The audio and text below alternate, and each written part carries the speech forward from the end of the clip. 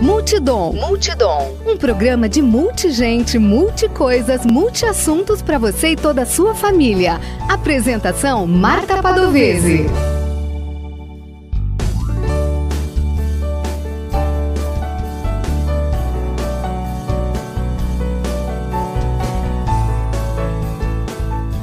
Olá, eu sou Marta Padovese e apresento o programa Multidom aqui na sua rádio Web Dom.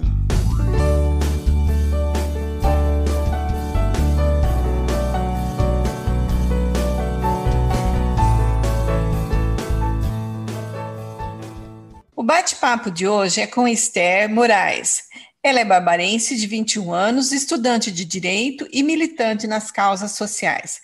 É uma das idealizadoras do projeto da Cooperativa de Reciclagem Juntos Somos Fortes, que gera renda e inclusão social para muitas famílias barbarenses. É uma das fundadoras do coletivo de mulheres negras Carolina Maria de Jesus, que trabalha com mulheres vítimas de violência e debate a questão racial. Vem se dedicando em muitos outros projetos envolvendo a juventude e população de rua. Foi eleita com 1.672 votos, com a quinta maior votação, e é a vereadora mais jovem de toda a história de Santa Bárbara do Oeste. Olá, Esther, tudo bem? Olá, Marta, tudo bem? E você? Como estão as coisas? Tudo bem, eu agradeço muito você ter um tempinho aí para uma entrevista para a gente, porque eu imagino que a sua vida, depois de ter sido eleita vereadora, deve ter mudado bastante, não mesmo ainda não exercendo a função, que isso vai começar só dia 1º. Mudou a sua vida, Esther? Primeiro, eu agradecer o convite, é sempre muito gostoso poder compartilhar esses espaços de fala, falando um pouquinho das nossas ideias com outras mulheres e dizer que mudou bastante, sim. As demandas já começaram a chegar no dia 16 de novembro. A gente sente uma responsabilidade maior de querer resolver todas elas e aí a gente tem que entender que nem tudo a gente vai conseguir, né? Os jornalistas estão aí a todo momento aí tentando fazer entrevista com você, Esther? Sim, já gravamos várias, bem legal. Então você já vai tirar de letra essa entrevista de hoje. Esther, por qual motivo você se candidatou a vereadora? Qual exatamente foi aquele motivo? Não, eu acho que eu posso fazer alguma coisa. De repente você caiu no chão, bateu a cabeça e falou: eu vou ser vereadora. A gente já tem uma militância aqui na cidade de mais ou menos 5 anos. A gente sempre está em contato direto com os políticos da nossa cidade, seja na Câmara Municipal, na Prefeitura. E você passa por começar a questionar, né, se aqueles espaços eles realmente estão representando a população da nossa cidade, as mulheres, a juventude, os movimentos sociais, e não estão. Então passa por questionar a política local, por entender que ela não está representando a nossa cidade, é uma política muito baseada em sempre ter as mesmas pessoas, e esse questionar, esse descontentamento com a nossa política de forma nacional, né, com os casos de corrupção,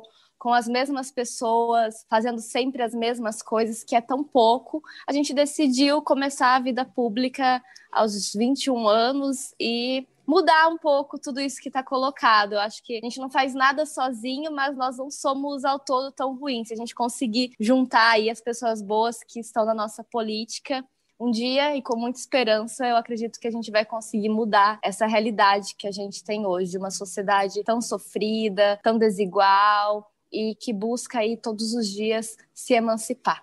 Você teve 1.672 votos. Aqui em nossa cidade, esse número é bem expressivo. Significa que muita gente concorda com a sua fala, com o que você pensa, com o que você pretende, com o que você propõe. Foi difícil conseguir esses 1.672 votos, Esther? Como é que você conseguiu chegar nesse número? A gente ainda está descobrindo, mas foi muito difícil. A gente, com toda essa quantidade de votos, realmente foi uma surpresa, inclusive para mim. Eu falo que foi uma campanha, pelo menos para mim, difícil, encontrando aí com outras pessoas que se candidataram. Eles também relatam, né, que foi uma campanha mais difícil que o normal. Então a gente fez uma campanha em plena pandemia, que não me permitia fazer reuniões, aglomerar. Pelo menos eu não fiz isso por ter consciência de tudo que a gente está passando. Por outro lado, no nosso caminhar, né, pelos comércios, visitando algumas casas e buscando manter aí o distanciamento, ficar no portão da casa da pessoa. Passa por a gente convencer essa pessoa a ir às urnas, porque a gente encontra um eleitor muito que não está feliz com a política que ele está vivendo, então ele não quer mais votar. Então passa por você convencer essa pessoa a ir votar e votar no seu projeto de cidade, que era o que a gente defendia, as nossas propostas. Foi uma campanha dupla, né, de você convencer o cidadão e dele votar no seu projeto. E também pelas redes sociais, apesar de eu ser aí dessa juventude muito ligada à tecnologia, eu confesso que eu não entendo muito, tem muita coisa que eu não sei fazer, então eu fui dependendo da ajuda de amigos que faziam uma arte, que me davam uma ideia, que gravavam, minha irmã que gravava o meu vídeo, uma amiga que editava. E o meu hall de amigos, que no início era cerca de 10 pessoas que iam compartilhando tudo que eu publicava, e no final aí a gente conseguiu ter um engajamento orgânico, sem investimento nenhum, atingindo aí uma boa parte da nossa cidade. E no dia 15 de novembro a gente teve aí uma votação surpreendente de quase 1.700 votos, mas não fugiu muito do tradicional, que é esse de porta em porta, conversar com a pessoa, saber que talvez a pessoa ela vai te criticar muito e depois você vai conseguir falar com ela e às vezes não. E eu, graças a Deus, eu sempre fui muito bem recebida por onde eu passei. Nunca me trataram mal ou não me ouviram. E também essa campanha diferente, né? Nas redes sociais, disputando aí com pessoas que têm estrutura, que conseguem fazer um investimento alto, impulsionamento de publicações. E a gente aqui, né? Tudo orgânico, com um mínimo de estrutura. Esther, essas pessoas que votaram em você conhecem a sua proposta a partir de 2021. Fala um pouco para as pessoas que não votaram em você e que não te conhecem. Quais são as suas propostas? O que você se propõe a fazer durante 4 anos como vereadora? A gente levanta, né, algumas bandeiras de luta. Tudo que a gente vai se propor a fazer nos próximos 4 anos, ele tem como fundamento principal os princípios de raça e gênero. Então, eu sempre vou sair desse ponto de partida, por entender que são questões da nossa sociedade que precisam, né, serem debatidas e reestruturadas. A estrutura que hoje a gente debate, a questão de raça e gênero, é muito ruim.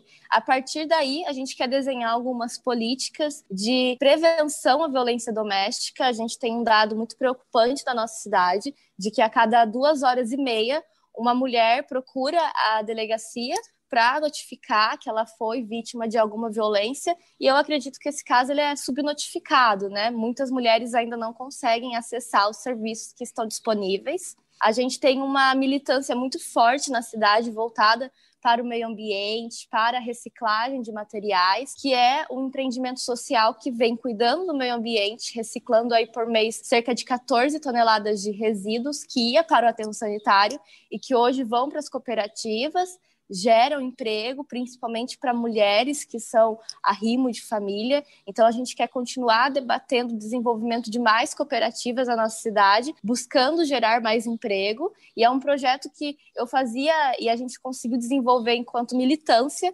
Então, como vereadora, a gente acredita que é um passo a mais para que ele seja um projeto mais bem sucedido na nossa cidade. Não que ele não seja, ele é um projeto muito importante desde já. E também debater uma política pública para a juventude. Eu encontrei jovens que estão muito ociosos, muito descontentes com o que eles têm hoje, não conseguem um emprego, principalmente essa questão do acesso ao primeiro emprego, né? Eu acredito que a gente precisa debater com mais prioridade o acesso da juventude ao primeiro emprego, uma educação profissionalizante que emancipe aquele jovem, que ele saia do ensino médio com uma profissão, sabendo, né, fazer alguma coisa que ele consiga disputar no mercado de trabalho. Esther, pela sua fala, percebo que você realmente está preocupada com a juventude. Por que razão, especificamente, você se preocupa tanto com a juventude? Você está preocupada com as mulheres e você é mulher. Você está preocupada com a juventude, você é jovem. São várias propostas suas, mas essas 2 propostas, elas têm a ver com você mesma?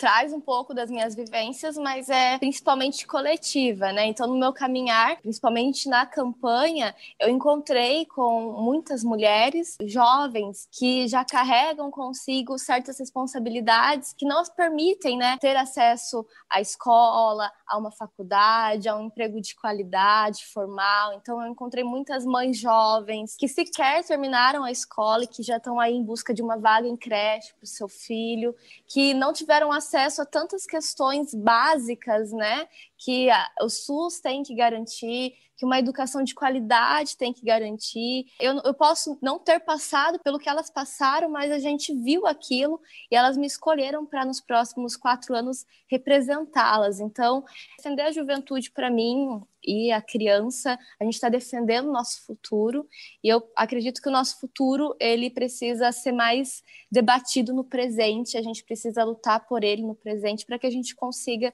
ter um futuro um pouco mais justo, mais saudável e mais consciente para todos.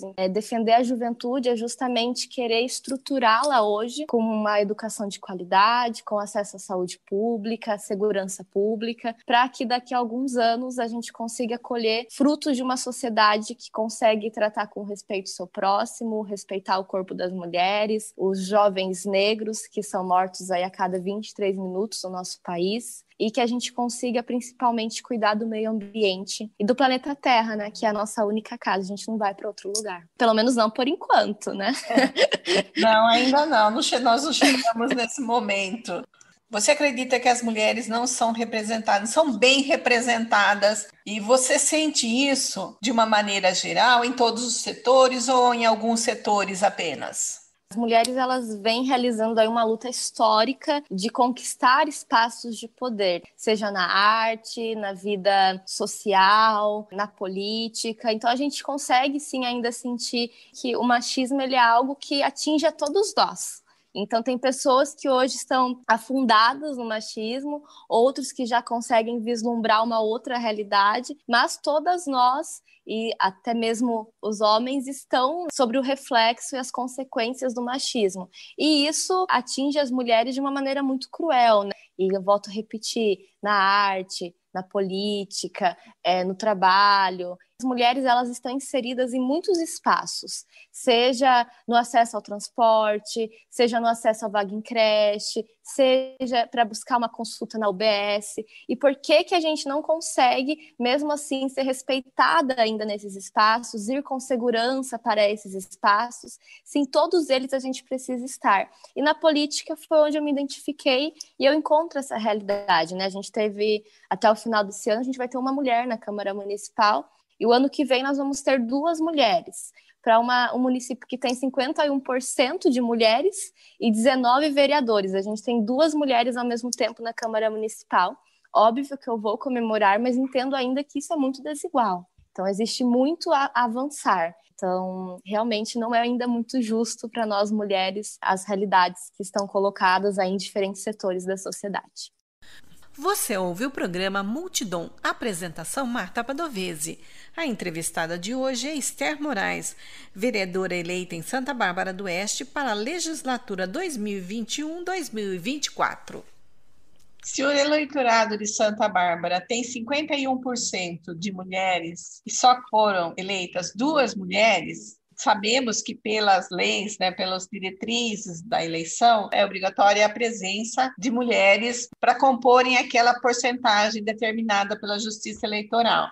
Então, não faltaram candidatas mulheres, okay? Mesmo porque a lei já prevê isso, então ela força os partidos a colocarem mulheres candidatas. Mas se 51% dos eleitores são mulheres, por que só 2 mulheres? As mulheres ainda não confiam nas mulheres, elas não veem que elas têm capacidade, elas não conseguem confiar? Primeiro, eu acho que a gente tem uma lei, né, que é a questão dos 30% dentro de cada chapa, mas você simplesmente cumpre essa cota e você não estrutura aquela mulher que é candidata.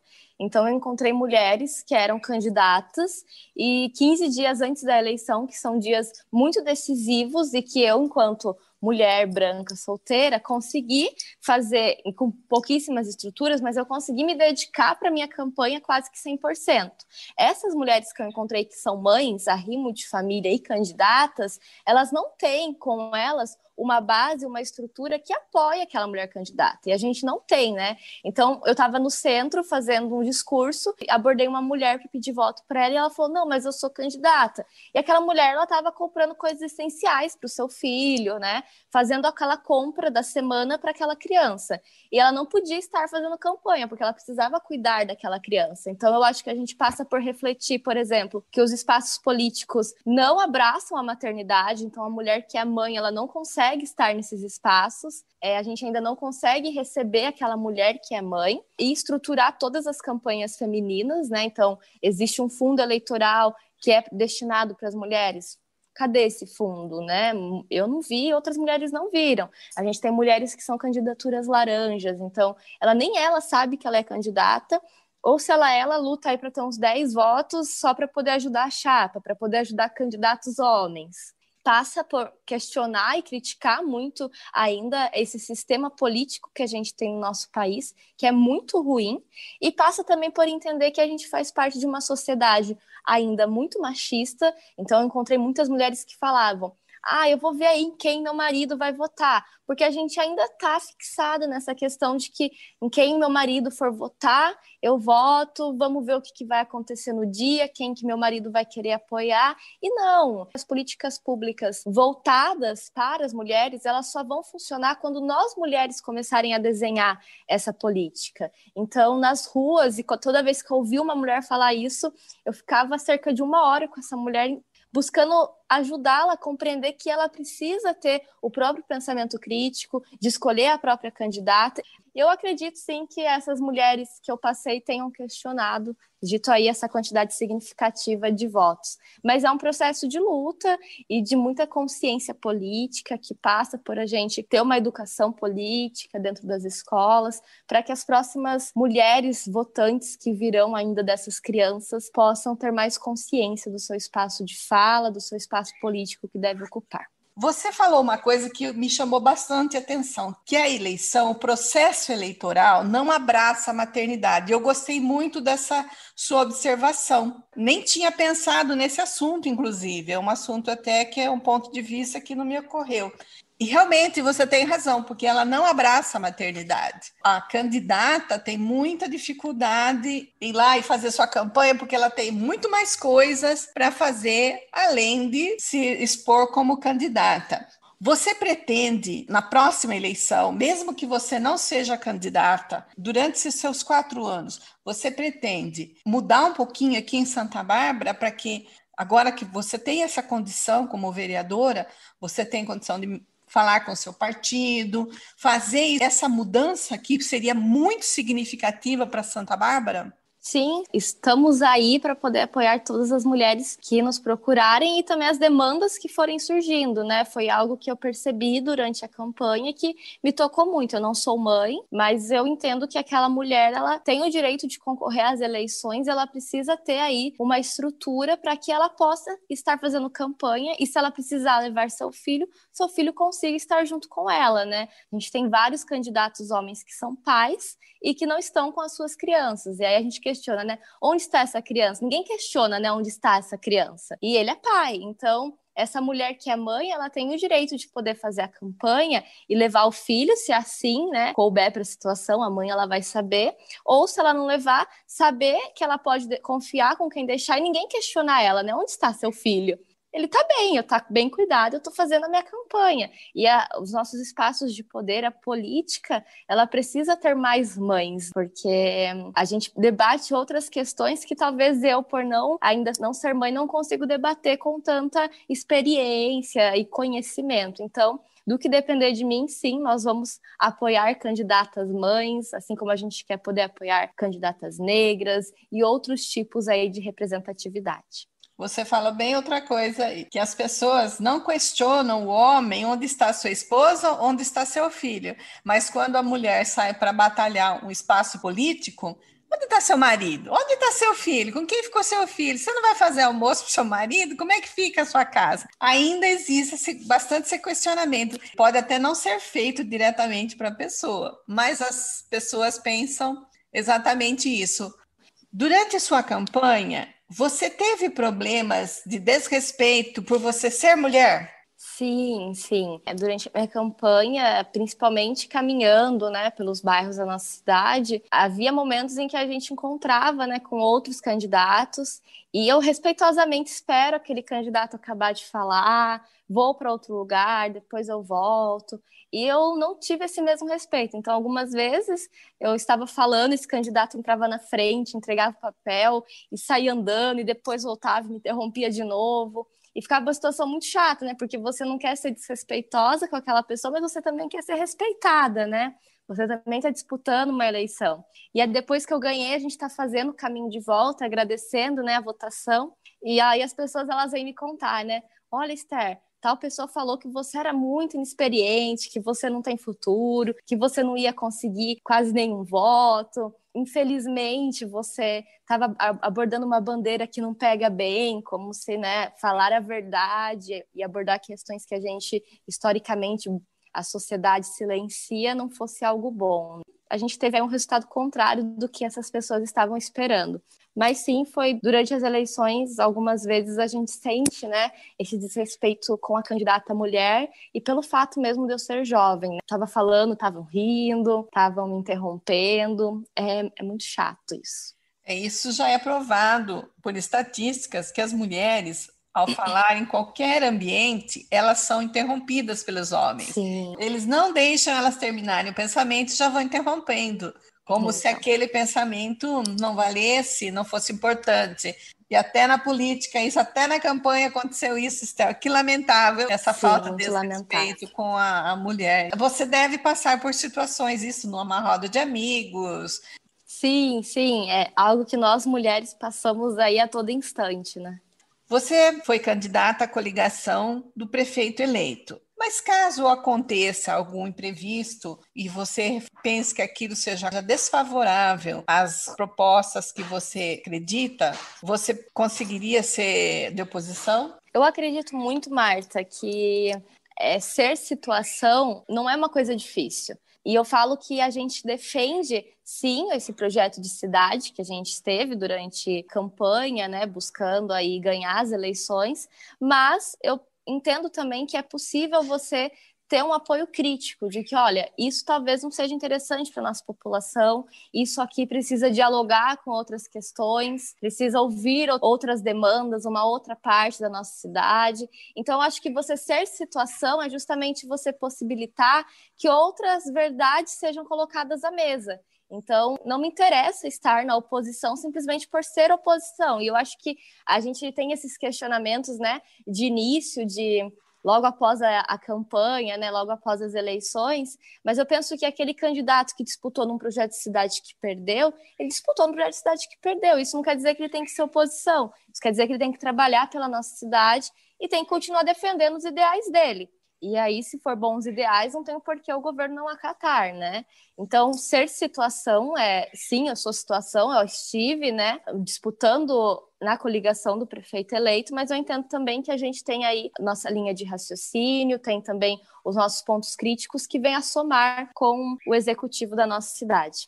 Esther, eu agradeço a sua disponibilidade em bater um papo aqui no Multidom. Gostaria que agora você falasse sua mensagem para a população, para o pessoal do Multidom que está te ouvindo aí, e até especialmente para aqueles que não votaram, o que eles podem esperar da vereadora Esther Moraes, a mais jovem vereadora de Santa Bárbara do Oeste.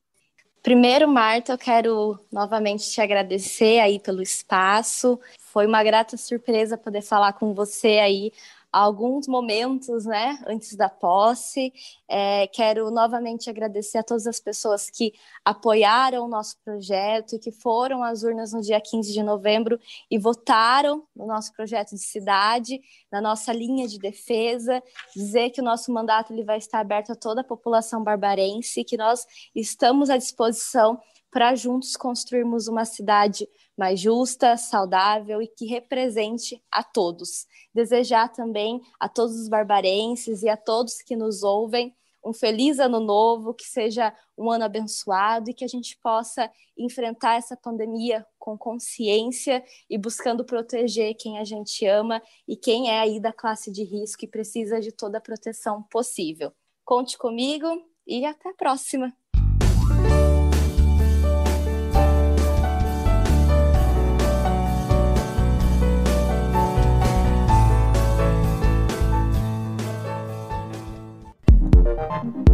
E vamos ouvir agora o Seu Direito no Rádio, com o Dr. Rony.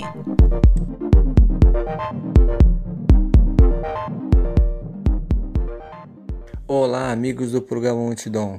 Hoje no Seu Direito na Rádio, quero falar sobre um tema da área do direito do trabalho, que é o trabalho remoto, ou como alguns conhecem, o home office. Esse tipo de modalidade teve uma grande repercussão, principalmente por conta da pandemia do Covid-19.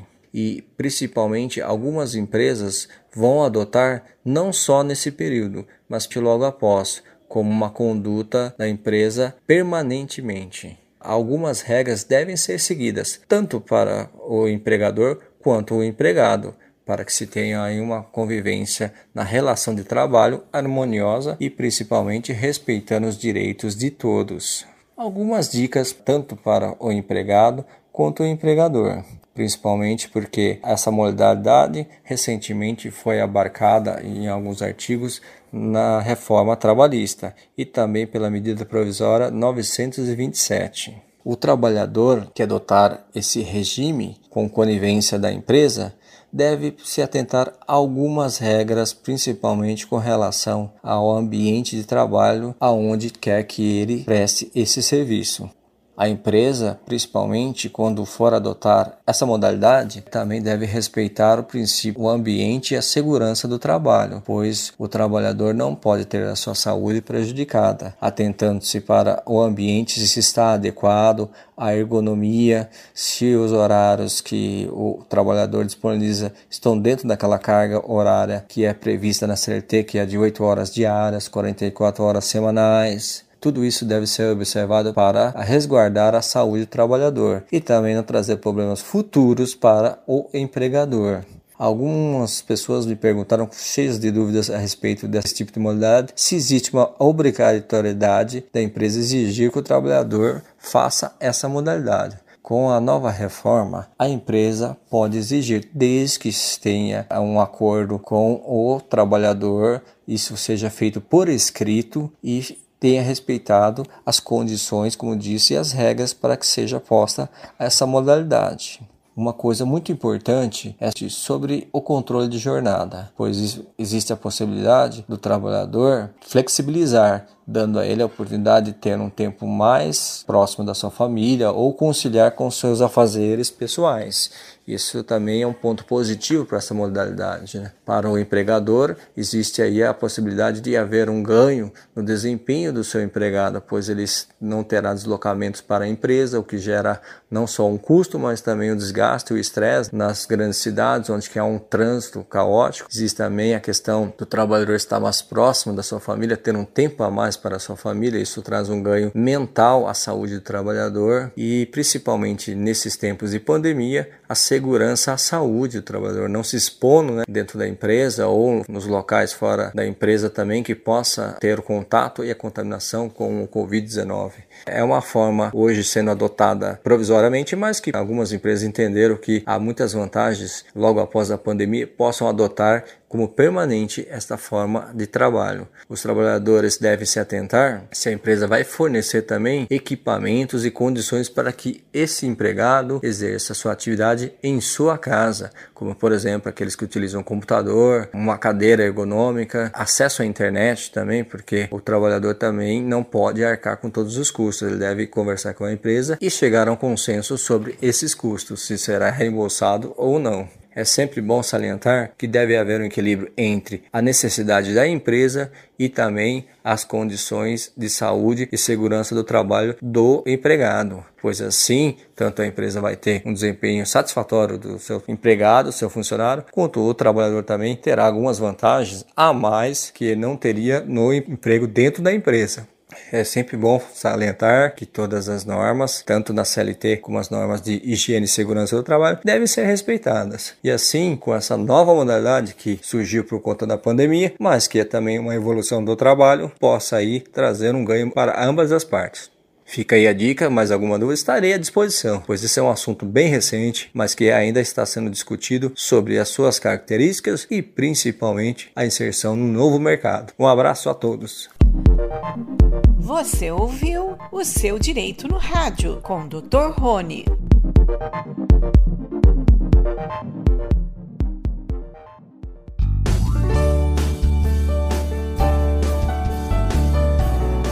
Quer entrar em contato conosco, deixar um recado ou ouvir de novo? Acesse www.radiowebdom.com ou envie seu e-mail para radiowebdom@gmail.com. Você também pode entrar em contato conosco pelo Instagram e Facebook Marta Padovese. O programa Multidom tem o apoio da Rádio Webdom. Produção e apresentação Marta Padovese. Edição de áudio Heraldo Vaz e Marta Padovese. Direção-geral jornalista Fátima Franco. Você ouviu pela Rádio Webdom o programa Multidom. Um programa para você e toda a sua família. Apresentação Marta Padovese.